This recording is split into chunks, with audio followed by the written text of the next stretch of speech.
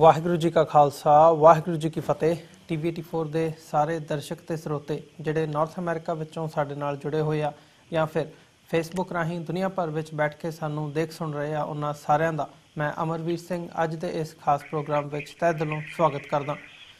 Viewers, ਜਦੋਂ ਅਸੀਂ ਭਾਰਤ ਦੇ ਵਿੱਚ ਦੇਖਦੇ ਹਾਂ ਤਾਂ ਜੁਡੀਸ਼ਰੀ ਇੱਕ ਅਖੀਰਲੀ ਜਿਹੜੀ ਹੈਗੀ ਹੈ ਹੋਪ ਮੰਨੀ ਜਾਂਦੀ ਹੈ ਉੱਥੋਂ ਦੇ ਸਿਟੀਜ਼ਨਸ ਦੇ ਲਈ ਕਿ ਜਦੋਂ ਅਸੀਂ ਨਿਆਂ ਦੀ ਗੱਲ ਕਰਦੇ ਹਾਂ, ਜੇ ਪੁਲਿਸ ਕੋਲੋਂ ਨਿਆਂ ਨਾ ਮਿਲੇ, ਇਨਸਾਫ ਨਾ ਮਿਲੇ ਤਾਂ ਅਦਾਲਤ ਦਾ ਦਰਵਾਜ਼ਾ ਜਿਹੜੇ ਸਿਟੀਜ਼ਨਸ ਨੇ, ਨਾਗਰਿਕ ਨੇ, ਉਹ ਖਟਖਟਾਉਂਦੇ ਨੇ ਤਾਂ ਕਿ ਉੱਥੋਂ ਜਿਹੜਾ ਸਾਨੂੰ ਇਨਸਾਫ ਹੈ ਉਹ ਨਿਕਲ ਸਕੇ।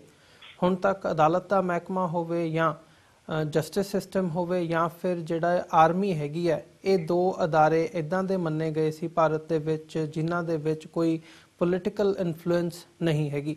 ਪਰ ਪਿਛਲੇ ਜਿਹੜੇ ਕੁਝ ਸਾਲ ਲੰਘੇ ਆ, ਇਹਦੇ ਵਿੱਚ ਇਹ ਜਿਹੜਾ ਵਰਤਾਰਾ ਹੈਗਾ ਇਹ ਬਦਲਦਾ ਨਜ਼ਰ ਆਇਆ।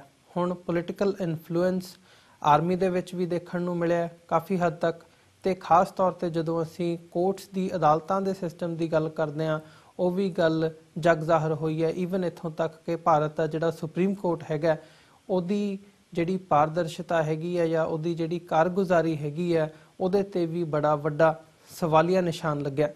ਜਿਹਨੂੰ ਸਿੱਖ ਪਰਸਪੈਕਟਿਵ ਤੋਂ ਦੇਖਣਾ ਹੋਵੇ ਤਾਂ ਦੋ ਇਸ਼ੂਜ਼, ਖਾਸ ਤੌਰ ਤੇ ਨਾਨਕ ਸ਼ਾਹ ਫਕੀਰ ਫਿਲਮ ਦਾ ਇਸ਼ੂ, ਤੇ ਜਦੋਂ ਅਸੀਂ ਦੇਖਦੇ ਹਾਂ ਜਿਹੜਾ ਇੱਕ ਦਸਤਾਰ ਦਾ ਜਿਹੜਾ ਇਸ਼ੂ ਹੈਗਾ ਜਿਹਦੇ ਤੇ ਸੁਪਰੀਮ ਕੋਰਟ ਦੇ ਜੱਜਿਸ ਨੇ ਕਮੈਂਟ ਕੀਤਾ ਹੈਗਾ, ਇਹਦੇ ਤੇ ਸਿੱਖ ਵਿਰੋਧੀ ਜਿਹੜਾ ਸਟੈਂਡ ਹੈ ਸੁਪਰੀਮ ਕੋਰਟ ਦਾ ਉਹ ਨਜ਼ਰ ਆਇਆ, ਜਿਹਦੇ ਤੋਂ ਸਿੱਖ ਸੰਗਤਾਂ ਖਫਾ ਹੋਈਆਂ ਨੇ। ਤੇ ਓਵਰਆਲ ਜਿਹੜਾ ਸੁਪਰੀਮ ਕੋਰਟ ਦੀ ਕਾਰਗੁਜ਼ਾਰੀ ਹੈਗੀ ਹੈ, ਪੋਲੀਟੀਕਲ ਇਨਫਲੂਐਂਸ ਹੈ ਉਹਦੇ ਤੇ, ਇਹ ਸਾਰੇ ਇਸ਼ੂ ਦੇ ਉੱਪਰ ਅੱਜ ਅਸੀਂ ਗੱਲਬਾਤ ਕਰਾਂਗੇ। ਇਹ ਸਾਰੀ ਵਿਚਾਰ ਚਰਚਾ ਦੇ ਲਈ ਅੱਜ ਸਾਡੇ ਨਾਲ ਦਿੱਲੀ ਤੋਂ ਸੀਨੀਅਰ ਜਰਨਲਿਸਟ ਸਰਦਾਰ ਗੁਰਚਰਨ ਸਿੰਘ ਬੱਬਰ ਫੋਨ ਲਾਈਨ ਤੇ ਜੁੜੇ ਹੋਏ ਨੇ। ਆਓ ਉਹਨਾਂ ਨਾਲ ਮਿਲ ਕੇ ਅੱਜ ਦੀ ਵਿਚਾਰ ਚਰਚਾ ਦੀ ਸ਼ੁਰੂਆਤ ਕਰਦੇ ਹਾਂ। ਹਾਂਜੀ ਬੱਬਰ ਸਾਹਿਬ, ਤੁਹਾਡਾ ਸਵਾਗਤ ਹੈ ਜੀ ਪ੍ਰੋਗਰਾਮ ਦੇ ਵਿੱਚ। ਵਾਹਿਗੁਰੂ ਜੀ ਕਾ ਖਾਲਸਾ ਵਾਹਿਗੁਰੂ ਜੀ ਕੀ ਫਤਿਹ। ਵਾਹਿਗੁਰੂ ਜੀ ਕਾ ਖਾਲਸਾ ਵਾਹਿਗੁਰੂ ਜੀ ਕੀ ਫਤਿਹ। ਬੱਬਰ ਸਾਹਿਬ, ਸਾਰਿਆਂ ਤੋਂ ਪਹਿਲਾਂ ਤਾਂ ਖਾਸ ਤੌਰ ਤੇ ਜਿਵੇਂ ਮੈਂ ਨਾਨਕ ਸ਼ਾਹ ਫਕੀਰ ਫਿਲਮ ਦੀ ਗੱਲ ਕੀਤੀ ਹੈ ਜਾਂ ਜਿਹੜਾ ਦਸਤਾਰ ਦੇ ਇਸ਼ੂ ਉੱਪਰ ਸੁਪਰੀਮ ਕੋਰਟ ਦੇ ਜੱਜਿਸ ਵੱਲੋਂ ਕਮੈਂਟ ਕੀਤੇ ਗਏ ਨੇ, ਇਹਨਾਂ ਬਾਰੇ ਤੁਹਾਡੇ ਜਿਹੜੇ ਵਿਚਾਰ ਹੈਗੇ ਆ ਜਾਣਨਾ ਚਾਹੂੰਗਾ। ਤੁਸੀਂ ਲੋਕਲੀ ਵਿਚਰਦੇ ਵੀ ਹੈਗੇ ਹੋ ਤੇ ਓਵਰਆਲ ਕੀ ਸਮਝਦੇ ਹੋ ਕਿ ਸੁਪਰੀਮ ਕੋਰਟ ਦਾ ਜਿਹੜਾ ਇਹ ਸਿੱਖ ਵਿਰੋਧੀ ਸਟੈਂਡ ਹੈਗਾ, ਇਹਦੀ ਕੀ ਅਹਿਮੀਅਤ ਹੈ? ਸਿੱਖ ਮਨਾਂ ਦੇ ਵਿੱਚ ਇਸ ਵਕਤ ਰੋਸ ਵੀ ਹੈ ਤੇ ਕਾਫੀ ਥਾਵਾਂ ਦੇ ਉੱਪਰ ਸੁਪਰੀਮ ਕੋਰਟ ਦਾ ਜਿਹੜਾ ਇਹ ਸਟੈਂਡ ਹੈ ਇਹਨੂੰ ਨਿੰਦਿਆ ਜਾ ਰਿਹਾ ਹੈ ਸਿੱਖ ਸਫਾਂ ਦੇ ਵਿੱਚ। ਕੀ ਕਹਿਣਾ ਚਾਹੋਗੇ ਇਸ ਬਾਰੇ? देखो, सुप्रीम कोर्ट के रिश्ते घमासान चल रहे आजकल, और सुप्रीम को एक गल से बड़ी साफ से स्पष्ट है कि ਜਿਹੜੀਆਂ पॉलिटिकल पार्टियां अपने जज लैके नॉमिनेट करवांदियां जी, ਉਹ अपनी सोच ਦੇ जजां ਨੂੰ ਲੈ ਕੇ ਆਉਂਦੀਆਂ ਨੇ। ਅੱਜ ਇੱਕ ਸੁਪਰੀਮ ਕੋਰਟ ਦੀ ਜੱਜ ਬਣਾਈ ਜਾ ਰਹੀ ਹੈ ਇੰਦੂ ਮਲਹੋਤਰਾ, ਜਿਹੜੀ ਪੋਲੀਟੀਕਲ ਪਾਰਟੀ ਬੀਜੇਪੀ ਰੂਲ ਕਰ ਰਹੀ ਹੈ, ਉਹਨਾਂ ਦੀ ਪਸੰਦ ਦੀ ਜੱਜ ਹੈ। ਉਹਨਾਂ ਦੀ ਪਸੰਦ ਕਰਕੇ ਅੱਜ ਜਿਹੜੀ ਹੈ ਜੱਜ ਦੀ ਓਥ ਲਏਗੀ ਸੁਪਰੀਮ ਕੋਰਟ ਦੀ, ਸਿੱਧਾ ਵਕੀਲ ਤੋਂ ਸੁਪਰੀਮ ਕੋਰਟ ਦੀ ਜੱਜ जी, और वकालत कर रही थी। और उन्होंने कहा साडी सीनियर एडवोकेट है और असली सुप्रीम कोर्ट का जज बनाना कि वो चीफ जस्टिस आज दोपहर ਨੂੰ ਇਹਨੂੰ ओथ दिवाणगे ते जज बनाणगे। गल असल क्या है अमरजीत जी, सुप्रीम कोर्ट का ਵਰਤਾਰਾ ਆਪਰੇਸ਼ਨ ਬਲੂ ਸਟਾਰ ਤੋਂ ਲੈ ਕੇ 1984 ਦੇ ਕਤਲੇਆਮ ਤੋਂ ਲੈ ਕੇ ਹੁਣ ਤੱਕ जी, बड़ा कॉमनल रहा है ऑन रिकॉर्ड।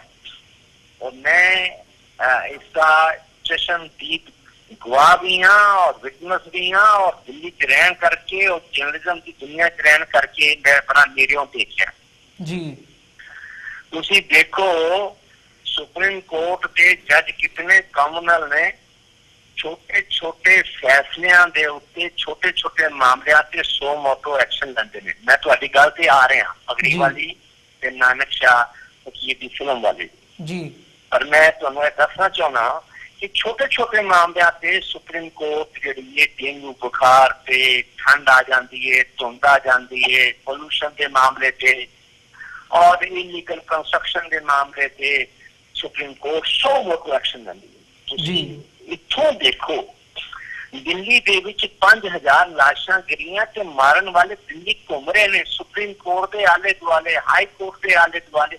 कदे किसी चीफ जस्टिस को तो छड़ दो, किसी हाई कोर्ट के जज ने भी सो मोटो एक्शन नहीं लिया कि भाई ये जिहड़े बंदे दिल्ली में इतने हजारां कतल करने वाले घूम रहे ने, इन्हां दे उत्ते की कार्रवाई कर रही है सरकार, कभी सो मोटो एक्शन नहीं लिया। इस तो वड्डा होर तुसीं की देखना चाहते हो? ऐसा बहुत बड़ा थर्मामीटर, मतलब तुसीं मनो कि पैरामीटर है सुप्रीम कोर्ट को जज करना जी। कि जज सुते हुए ने, जज बोलते ही नहीं कि दिल्ली कितने कातल घूम रहे हैं। हुण ताकि तुहाडी तुसीं क्या नानक शाह फकीर फिल्म के बारे देखो, ये well plan well organise move चलदियां ने जी। हरविंदर सिंह छिक्का नाम का सिख सामने खड़ा जिन्हें पिक्चर बनाई है, इतना जापदा जी जितना हरविंदर सिंह छिक्का जिहड़ा वो सिख है, उन्हें गुरु साहब के उत्ते परिवारों के उत्ते सिख इतिहास से पिक्चर बनाई है ताकि कोई दूसरा सिख या कोई संस्था विरोध ना कर सके। चेहरा है हरविंदर सिंह छिक्का सामने, पर गेम के पीछे चल रही है। पैसा किना का लग्या, स्टोरी किना दी है, और ये स्टोरी क्यों सामने लेके आए लोग, ये साजिश है जी। और इस तो बाद उन्होंने पता थी कि असी यह फिल्म जब लेके आवांगे तो सिखा ने विरोध करना है और इसका विरोध होएगा, यह मामला फिर सुप्रीम कोर्ट आएगा। पूरी कहानी पहले लिखी गई है कि भाई तुसी गुरु नानक शाह फकीर इतना बनानी है, पैसा इतना लगेगा, बंदा सामने सरदार होएगा, और जब बना के आएंगे फिल्म लैके आएंगे फिर इन्हों चर्चा जो ही शुरू होएगी कि सिखा ने विरोध करना है। जब सिखा ने विरोध करना है, मुजाहरे होंगे, धरने होंगे, सिखा की तरफों असि सुप्रीम कोर्ट मूव करांगे। फिर सुप्रीम कोर्ट अपना कहेगी देखो जी हिंदुस्तान में अभिव्यक्ति की आजादी है जी, फ्रीडम ऑफ एक्सप्रेशन है, हर व्यक्ति को बोलने का, विचार रखने का अधिकार है, ये मौलिक अधिकार है, इसलिए ये फिल्म चलेगी। उतना ही होया, उतना ही सुप्रीम कोर्ट ने पूरी तरीके के नाल फैसला दे दिता जी। मेरी सोच है, यह सोच RSS भी है, गेम RSS भी है। सिखां की सोच बदलन की चाल है, सिख यूथ की सोच बदलन के नाल सिखां की पूजा पद्धति जी हिंदुओं की तरह करने की चाल है जी। सिखां की गुरु घर विच मर्यादा नूं बदलन की सोची समझी चाल है। गुरुआं नूं अते गुरु परिवारां नूं ऐसा रामलीला की तरह दिखाने की वड्डी सोची समझी साजिश है। रुपया किसी और का है, चोरी इन्हां की है, है फैसला सुप्रीम कोर्ट दे रही है, एक जी। उन्हें एजेंसियों को पता सीगा और पता सीगा जब विरोध होएगा कि अकाली दल इतना प्रभाव विरोध नहीं करेगा और इन्होंने अभी रोक लांगे, उन्होंने कामयाबी मिल गई नानक शाह फकीर के मामले से। और सुप्रीम कोर्ट ने अपना जरा हथौड़ा चलाना सीगा वो अभिव्यक्ति की आजादी से लैके और उस पर उन्होंने चला दिया जी। जी बिल्कुल ਬੱਬਰ ਸਾਹਿਬ, ਜਿਵੇਂ ਅਸੀਂ ਗੱਲ ਕਰਦੇ ਹਾਂ ਸੁਪਰੀਮ ਕੋਰਟ ਦੇ ਜਿਹੜੇ ਜੱਜਸ ਨੇ ਉਹਨਾਂ ਨੇ ਕਮੈਂਟਸ ਕੀਤੇ ਨੇ ਦਸਤਾਰ ਦੇ ਇਸ਼ੂ ਦੇ ਉੱਪਰ, ਉਹਦੇ ਨਾਲ ਸਿੱਖ ਮਨਾਂ ਦੇ ਵਿੱਚ ਕਾਫੀ ਰੋਸ ਦੀ ਲਹਿਰ ਜਿਹੜੀ ਹੈ ਉਹ ਪਾਈ ਜਾ ਰਹੀ ਹੈ। ਤੁਸੀਂ ਕੀ ਸਮਝਦੇ ਹੋ ਵੀ ਜਿਹੜਾ ਇਹ ਸਾਰਾ ਮੂਵ ਹੈਗਾ ਜਾਂ ਇਹ ਸਾਰੀ ਵਿਚਾਰਧਾਰਾ ਹੈਗੀ ਹੈ, ਇਹ ਸਿੱਖਾਂ ਨੂੰ ਡਿਮੋਨਾਈਜ਼ ਕਰਨ ਦੀ ਕੋਸ਼ਿਸ਼ ਹੈਗੀ ਹੈ ਜਾਂ ਇਹ ਜਤਾਉਣ ਦੀ ਕੋਸ਼ਿਸ਼ ਹੈ ਵੀ ਜਿਹੜੇ ਸਿੱਖ ਰੂਲਸ ਵੀ ਹੈਗੇ ਆ, ਸਿੱਖ ਕੋਡ ਆਫ ਕੰਡਕਟ ਹੈਗੇ ਆ, ਉਹਦੇ 'ਤੇ ਵੀ ਹੁਣ ਜਿਹੜਾ ਫੈਸਲਾ ਹੈਗਾ ਜਾਂ ਜੋ ਇੱਕ ਅਖੀਰਲੀ ਮੋਹਰ ਹੈ ਉਹ ਸੁਪਰੀਮ ਕੋਰਟ ਲਗਾਵੇਗੀ, ਨਾ ਕਿ ਤੁਸੀਂ ਗੁਰੂ ਗ੍ਰੰਥ ਸਾਹਿਬ ਤੋਂ ਸੇਧ ਲੈਣੀ ਹੈ ਜਾਂ ਜੋ ਤੁਹਾਡੇ ਸਿਧਾਂਤ ਹੈਗੇ ਆ ਉਹਦੇ ਤੋਂ ਸੇਧ ਲੈਣੀ ਹੈ? मैं अमरजीत जी ਤੁਹਾਡੀ ਗੱਲ ਨਾਲ ਸਹਿਮਤ ਹਾਂ कि तुसी जेहड़ी कह रहे हो सुप्रीम कोर्ट का है जेहड़ा चल पिया सिलसिला है अपने आप एकदम नहीं चलिया इसके पीछे बहुत बड़ी गेम है गेम जड़ी है इस तरह चल रही है कि जितना सरकार के उत्ते कोई गल ना आ जाए जी असि कहांगे कि अगर सुप्रीम कोर्ट कर रही है असि थोड़ा कर रहे हैं असि तो सुप्रीम कोर्ट के आदेश की पालना करते हैं असि ते और जो सुप्रीम कोर्ट कहती है उसके मुताबिक चलते हैं बीजेपी या आरएसएस की सरकार का कोई लेना देना नहीं है पर बड़ी वसी साजिश है तुसी देखो आज इंदू मल्होत्रा जिस तरह बीजेपी की सरकार अपनी मर्जी नाल एक जज नूं लैके आ रही है बड़ी प्लानिंग के नाल लॉ मिनिस्ट्री लैके आ रही है जी इतना ही दसना चाहना कि जेड़ा सुप्रीम कोर्ट का हुण मौजूदा चीफ जस्टिस आ जी आज चीफ जस्टिस रंगानाथ मिश्रा का भांजा है जी रंगानाथ मिश्रा वो जज है जेड़ा 1984 के जिस जज ने कहा कि दिल्ली के कतलेआम के कांग्रेस का हाथ नहीं है रंगानाथ मिश्रा ने क्लीन चिट दी थी सारे कातलों जी रंगानाथ मिश्रा वो जज है जेड़ा जूनियर सी राजीव गांधी ने चीफ जस्टिस बना दिता हुण भांजा आ गया दीपक मिश्रा जी जो भांजा है मामले तो 4 कदम अगे है पिछे नहीं है उस तो भी बड़ा पंडित है उस तो भी बड़ा ब्राह्मण है पंडित सुप्रीम कोर्ट का जज रंगानाथ मिश्रा जिसने हजारों कातलों को बचा दिता और यह कह दिता कि सिखा का कतल करने वाले नहीं ने है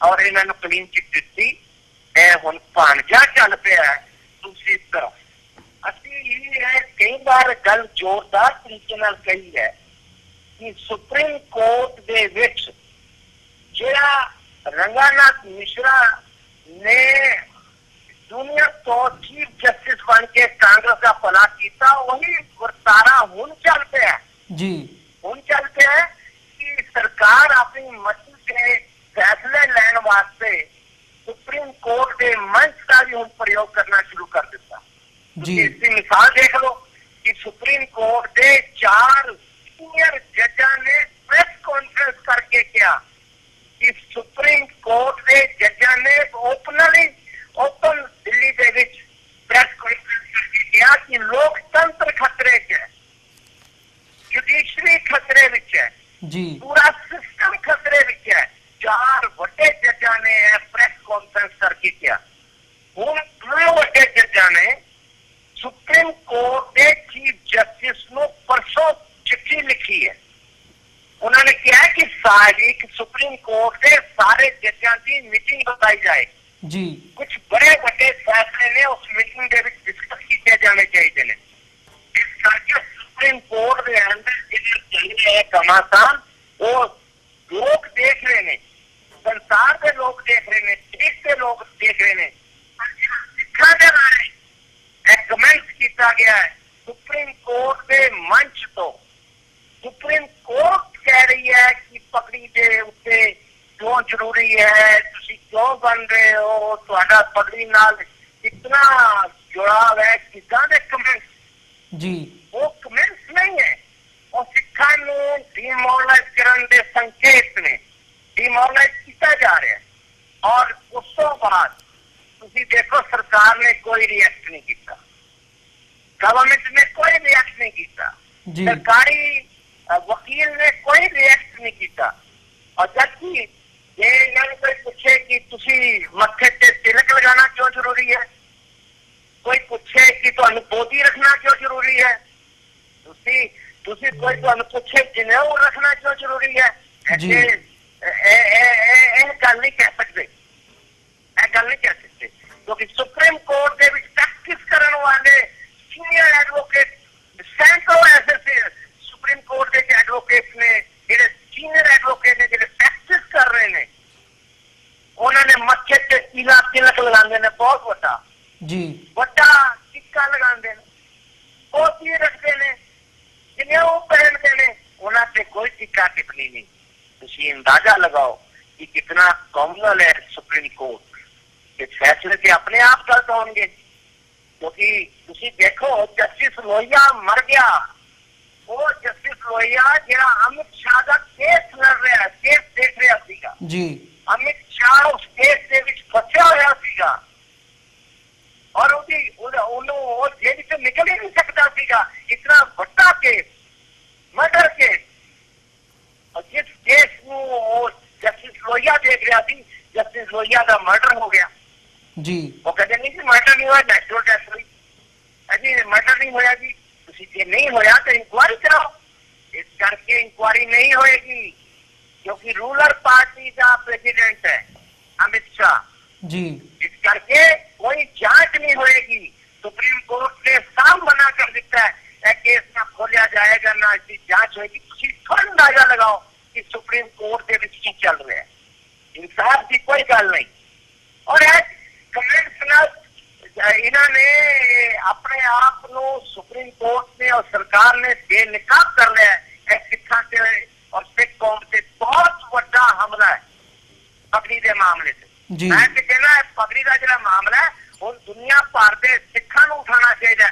अपने अपने मुल्कों के बैठे हुए जो सिख ने इतने विदेशों बैठे ने उन्होंने इस इशू के उत्ते उतों दी अदालतों उतों दी सरकारों के सामने लैके आना चाहिए, क्योंकि मामला सिखां के मान से सम्मान का। जी ਬੱਬਰ ਸਾਹਿਬ, ਜੇ ਸਾਰੇ ਇਸ਼ੂ ਨੂੰ ਜੇ ਅਸੀਂ ਸੁਪਰੀਮ ਕੋਰਟ ਦੇ ਇਸ ਨਿੱਗਰ ਦੇ ਕਿਰਦਾਰ ਦੀ ਗੱਲ ਕਰਨੀ ਹੋਵੇ ਤੇ ਓਵਰਆਲ ਭਾਵੇਂ ਉਹ ਅੱਜ ਜਿਵੇਂ ਤੁਸੀਂ ਇਸ਼ੂ ਡਿਸਕਸ ਕੀਤਾ ਜਿਹੜਾ ਇੰਦੂ ਮਲਹੋਤਰਾ ਨੂੰ ਜੱਜ ਲਾਉਣ ਦਾ ਇਸ਼ੂ ਹੈ ਤੇ ਜਿਹੜੀ ਨੋਮੀਨੇਸ਼ਨ ਦੂਜੇ ਪਾਸਿਓਂ ਕੋਲੀਜੀਅਮ ਵੱਲੋਂ ਪਾਈ ਗਈ ਸੀ ਜੱਜ ਜੋਸਫ ਦੇ ਹਵਾਲੇ ਦੇ ਨਾਲ, ਉਹਦੇ ਤੇ ਸਰਕਾਰ ਨੇ ਚੁੱਪ ਵੱਟੀ ਹੋਈ ਹੈ, ਜਾਂ ਓਵਰਆਲ ਇਹ ਸਾਰੇ ਇਸ਼ੂ ਨੂੰ ਦੇਖਣਾ ਹੋਵੇ ਜਿਹੜਾ ਸੁਪਰੀਮ ਕੋਰਟ ਦਾ ਕਿਰਦਾਰ ਹੈਗਾ ਉਹਦੇ ਤੇ ਨਹੀਂ ਕਿਤੇ ਨਾ ਕਿਤੇ ਸਵਾਲੀਆ ਨਿਸ਼ਾਨ ਲੱਗਦਾ? ਆਮ ਤੌਰ ਦੇ ਉੱਪਰ ਜਿਹੜੀ ਸੰਗਤ ਹੈਗੀ ਹੈ ਜਾਂ ਜਿਹੜੇ ਆਮ ਨਾਗਰਿਕ ਹੈਗੇ ਆ ਭਾਰਤ ਦੇ, ਉਹਨਾਂ ਦੀ ਆਸ ਹਮੇਸ਼ਾ ਇਵੈਂਚੁਅਲੀ ਜੁਡੀਸ਼ਰੀ ਤੇ ਆ ਕੇ ਟਿਕਦੀ ਹੈ, ਪਰ ਹੁਣ ਆਮ ਲੋਕਾਂ ਦੇ ਵਿੱਚ ਕੀ ਮਾਹੌਲ ਬਣਿਆ ਹੋਇਆ, ਉਹ ਕੀ ਸੋਚਦੇ ਨੇ? देखो एक पब्लिक ओपिनियन तो सरकार के खिलाफ जा ही रहा और बहुत तेजी ना जा रहा।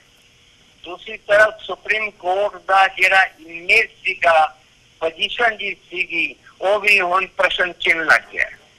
हुण लोग घरां दे विच, सड़कां ते बाजारां दे विच, अपने दफ्तरां दे विच सुप्रीम कोर्ट डिस्कस करन लग पे है।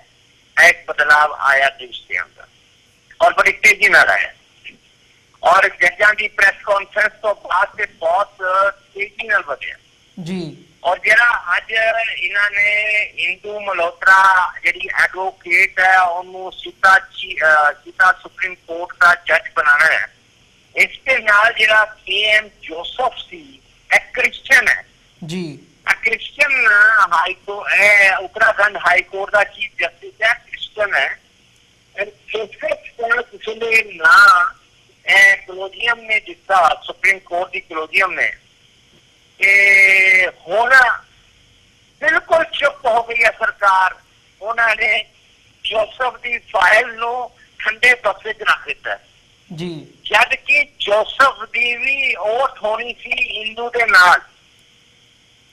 और आरएसएस ने बड़े तरीके नाल, बीजेपी ने बड़ी चलाकी नाल लॉ मिनिस्ट्री दे विच बीजेपी दे कैबिनेट मिनिस्टर ने बड़ी चलाकी दे नाल वेल प्लान, बड़ी सीक्रेट स्ट्रैटेजी बना के उन्होंने जोसफ नू ओथ देन तो रोक दिता जी। ओथ नहीं होनी। तुसी इथों साफ देख लो, तुसी ते जर्नलिस्ट हो, सीनियर जर्नलिस्ट हो, उनते तुसी सब कुछ देखते हो, पढ़ते हो कि एक हिंदू माइंडेड और हिंदू कौम बिलोंग करने वाले बंदे ने तो तुसी ओथ आज देन लगे, पर दूसरी तरफ क्रिश्चियन कम्युनिटी नाल संबंधित जिहड़ा जज है उन्होंने तुसी ओथ नहीं करा रहे। इथों ही साफ स्पष्ट है कि कम्युनल फैसले ले जा रहे ने सरकार वालों भी और सुप्रीम कोर्ट वालों और सुप्रीम कोर्ट के चीफ जस्टिस वालों भी। एहसास है ਸੋ साफ है। ਬੱਬਰ ਸਾਹਿਬ और ਅੰਤ ਦੇ और ਵਿੱਚ पब्लिक ओपिनियन ਜਿਹੜਾ बेशक अगेंस्ट जा रहा है जिन्हों ने, पर सरकार में समझ आ गई है कि तो हिंदुस्तान के लोग 2 दिन ही गल याद रखते हैं, तीसरे दिन गल उन्होंने दिमाग तो उड़ जाती है जी। बंदा उन्होंने अपनी मर्जी के बिठाने ने, सुप्रीम कोर्ट फैसले उन्होंने अपनी मर्जी के लेके आने आ सुप्रीम कोर्ट तो।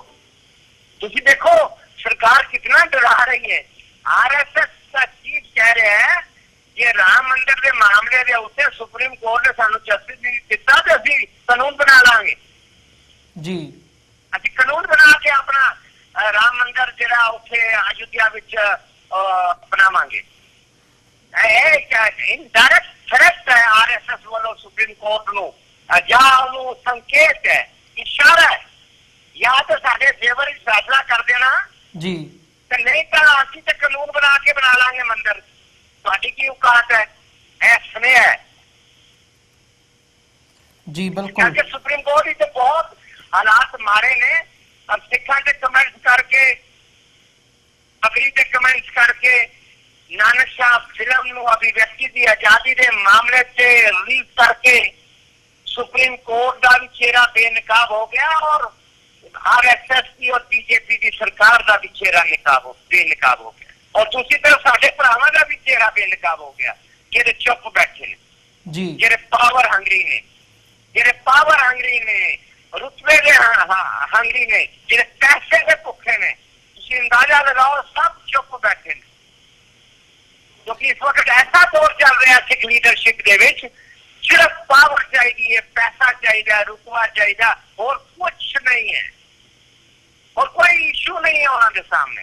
उन्होंने सामने धर्म इशू ही नहीं है, इज्जत इशू ही नहीं है, मर्यादा कितने नहीं उन्होंने सामने खड़ी।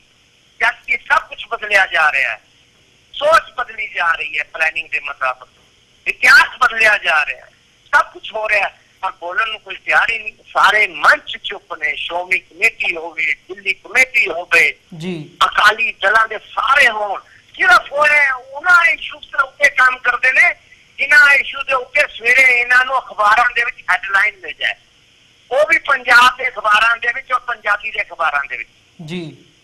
नैशनल एजेंडे के उत्ते साडे भरावां दे नूं ते बिल्कुल ब्लैंक कीता होया और ना ही इन्हां दी कोई खबर छपदी है ते ना ही इन्हां दी कोई खबर छापदा है। सारिआं नूं पता है, सारिआं नूं इस गल दा पता है कि ਇਹ ਜਿਹੜੇ ਨੇ आरएसएस और बीजेपी के पिछ लगू ने, उन्हां दी हां च हां मिलांदे ने, उन्हां नूं यस सर करदे ने, उन्हां तो पावर लैंदे ने, उन्हां तो ताकत लैंदे ने, उन्हां तो पैसा लगदा है लैंदे ने और उन्हां दे पिछे चलदे ने। और सारे नैशनल पॉलिटिक्स नूं पता है जी।